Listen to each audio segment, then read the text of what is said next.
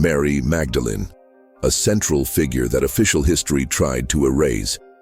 Why was the woman who witnessed the life, death, and resurrection of Jesus reduced to a simple, repentant sinner? What does the church have to hide about it? The Gospel of Mary, a powerful and influential text among early Christian communities, was deliberately excluded from the Bible. Why? Perhaps because it reveals secret knowledge that Jesus shared exclusively with Mary Magdalene, threatening the male monopoly on spiritual leadership. And it is no coincidence that, centuries later, works like Dan Brown's The Da Vinci Code have reignited heated debates about the true role of Mary Magdalene. Was she more than a disciple? Were she and Jesus in love, married, maybe even had children? What if the Roman Catholic Church knew this and worked tirelessly to suppress this truth, fearing that such a revelation would shake the foundations of its authority? The Gnostic Gospel of Philip is clear in calling her the companion of Jesus, stating that he loved her more than all the disciples and often kissed her. Isn't this enough evidence for us to rethink everything we've been taught? Why did the other disciples question this special love? Perhaps because they feared the power and influence that Mary Magdalene had over Jesus. What about the allegation that she was a prostitute? A defamation with no basis in the New Testament, perpetuated over the centuries to discredit his figure. Luke 7:36-50 speaks of a sinful woman who anointed Jesus' feet, but never identifies her as Mary Magdalene. This association was a convenient construct to minimize their vital role. It is time to confront these historical distortions. Why do we blindly accept a narrative that clearly serves the interests of an institution that, throughout history, has been marked by manipulations and concealments? Mary Magdalene was the first witness to the resurrection, a fundamental event for Christianity, but her testimony was relegated to the background. Why? The truth is that Mary Magdalene represented a threat to the patriarchal status quo. Her closeness to Jesus and the knowledge he entrusted to her could have redefined the role of women in the church from the beginning. But instead, she was silenced, vilified, and forgotten. It is intriguing how later Christian tradition deliberately confused the image of Mary Magdalene with the sinful woman described by Luke. Was this confusion a calculated maneuver to diminish Mary's importance and silence her true influence on Jesus' teachings? The Gospel of Mary, written from her perspective, was quickly marginalized and excluded from the official canon. Why? Perhaps because it challenged narratives controlled by the male ecclesiastical hierarchy.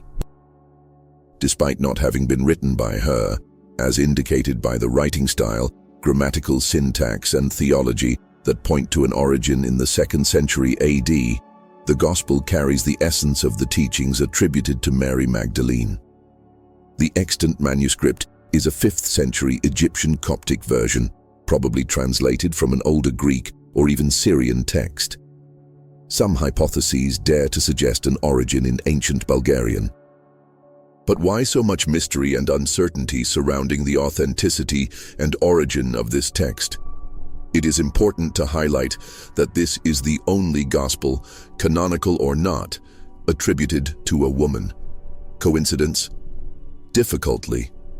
Mary Magdalene was known as Jesus' favorite disciple, having many followers, especially among 2nd century Christians. His influence and closeness to the Master were seen as a threat to the order established by the other disciples and by the emerging ecclesiastical institution. If you are enjoying this mystery, subscribe to our channel.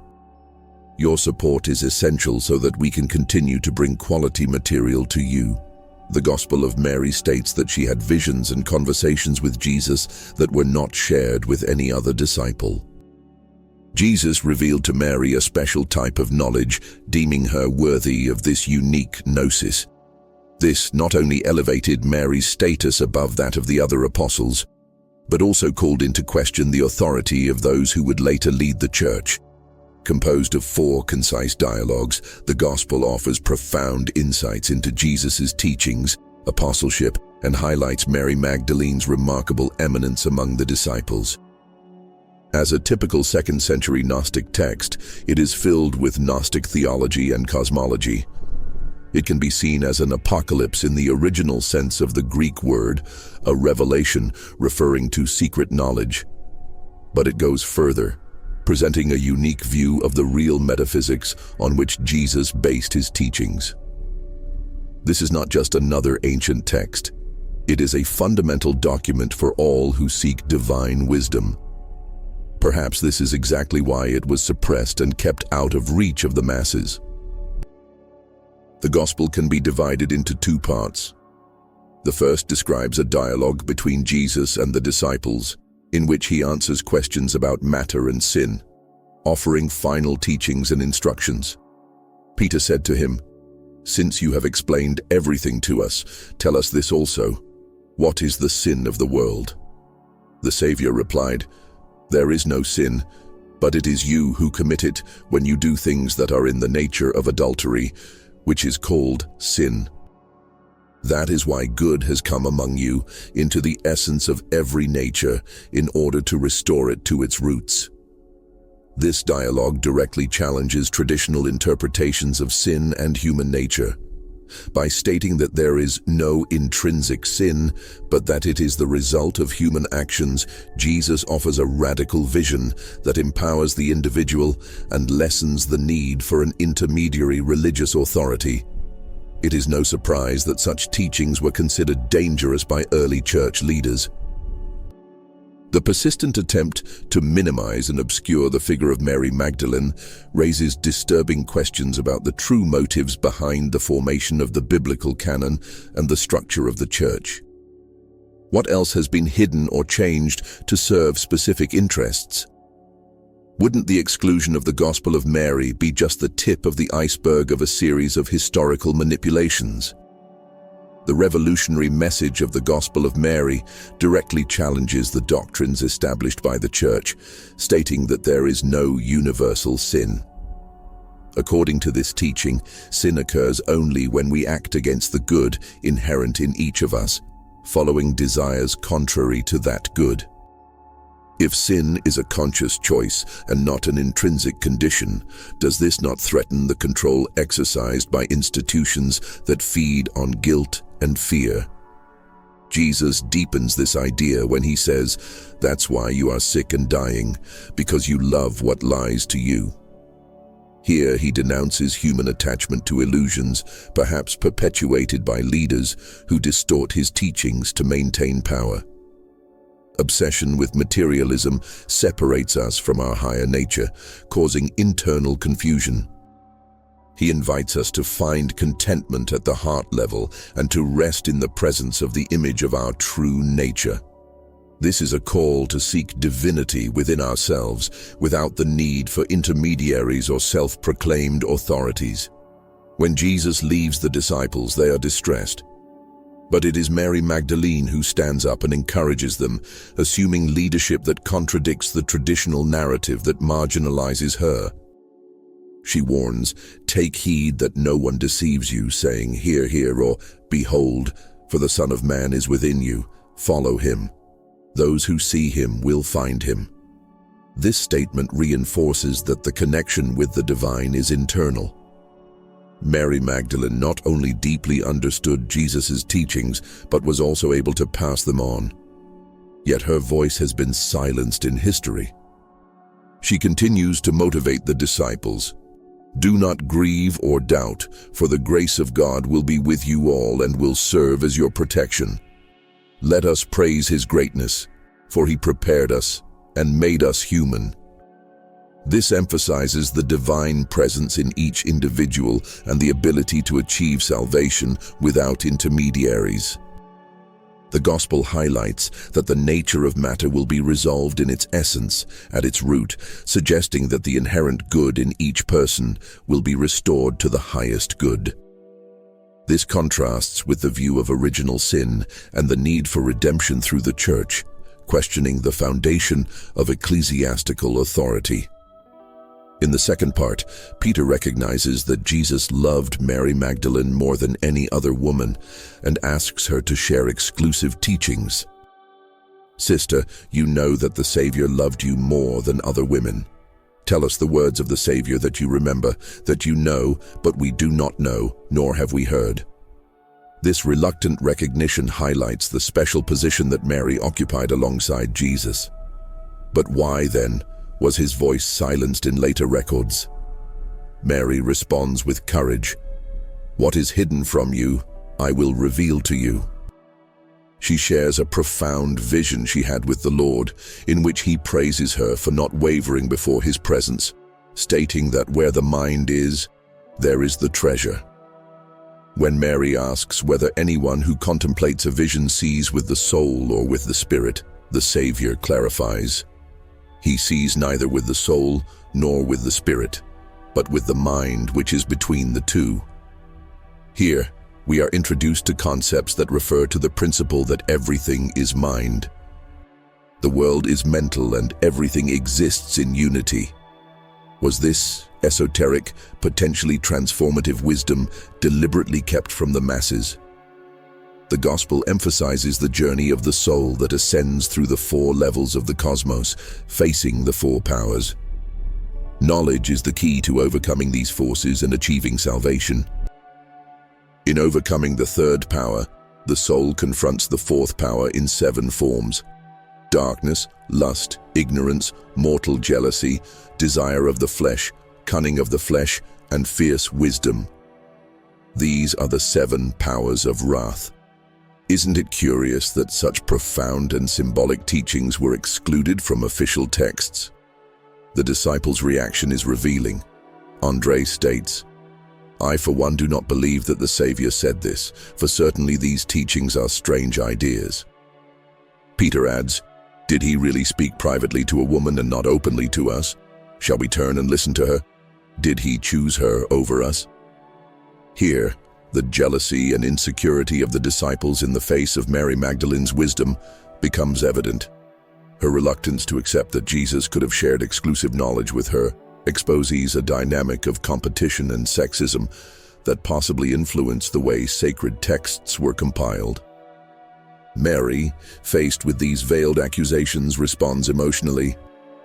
My brother Pedro, what do you think?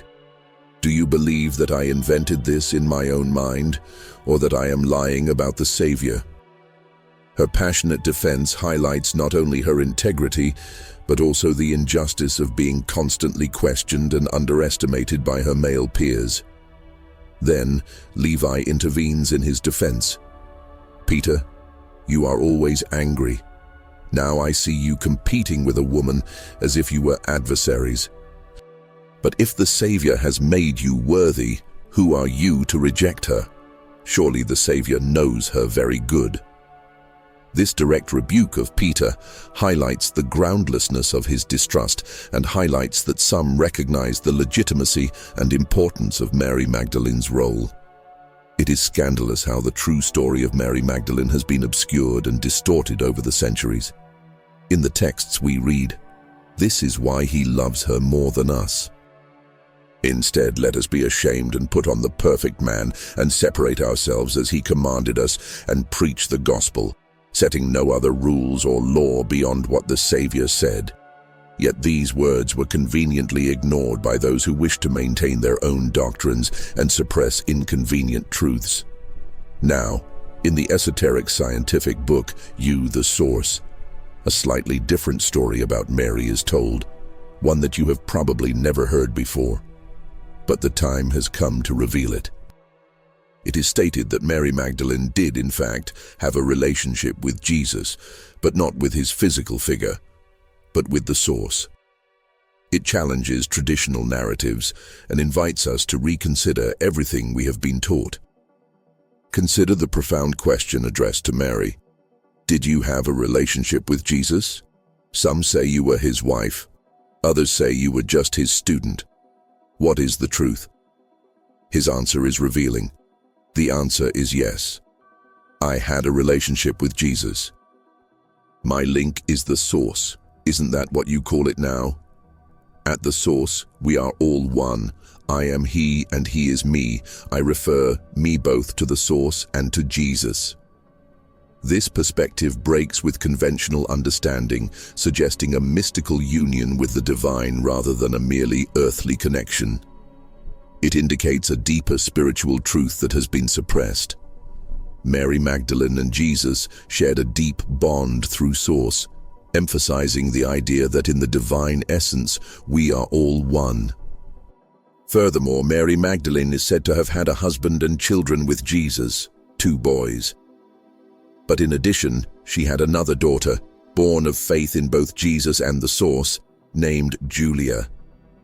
When she was a disciple of Jesus, Mary accepted the task of writing a gospel about the inner possibilities of each person and, together with him, proving these possibilities through personal experiences. She studied and had the skills to implement this knowledge. However, despite having learned all this from Jesus, she waited, procrastinated until the end. Jesus lived, and 13 years later, when he was on the verge of death, Mary remembered his words. Faith in life is life. At the age of 43, already alone, without a family, sick and without the strength to live, she decided to apply what she had learned and, with faith in the source, give herself the chance to generate life. She wished to have a child, something considered impossible in her condition. With unshakable faith in the source and patience, Mary achieved the impossible. During several months of intense prayer, she saw her desire grow like a ball of yarn day by day. When that desire turned into a ball of light, she sent a bright spark, charged with all her faith, to the center of the universe. Without fully understanding what was happening, after a few months, she felt a child inside her. She gave up life to accept life. With faith in the source, she gave birth to a new existence. Giving up your body means accepting it fully. Only then is it possible to create. While raising Julia, Maria managed to gather and describe everything about hope, faith in the purity of mind and the power to create. The message she writes is called Manusterium. Manu means hand. Sterium refers to sterile, clean one, mind.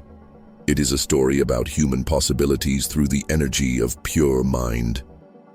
In this work, Maria describes the world as an unstable illusion, a game of lights and oscillations around darkness. When a person merges his thoughts and faith with the Creator, sending a pulse of energy to his desire, life arises and the desire materializes.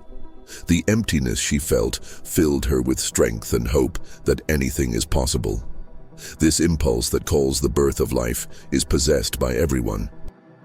Each impulse sent with the same faith manifests, and each of us can create other realities. She describes this art of creation as a cup in which faith and emptiness merge, a cup that is full and empty at the same time. When someone wishes to create, what is full overflows into emptiness, and this is filled with their faith, becoming the awaited miracle. This cup is the Holy Grail through which each person becomes a creator.